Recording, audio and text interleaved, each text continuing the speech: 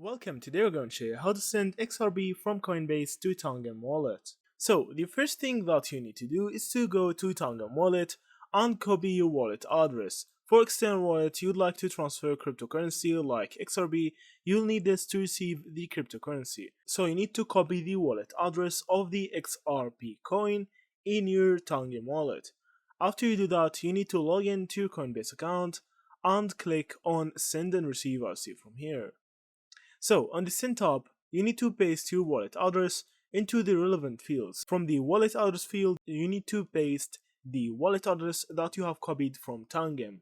So be sure to double check a few things before you make the transaction, like the amount that you want to transfer, the address that you are transferring to, and other stuff like that. Confirm the transaction, then your cryptocurrency will be transferred to Tangem Wallet as soon as transaction is verified by the blockchain.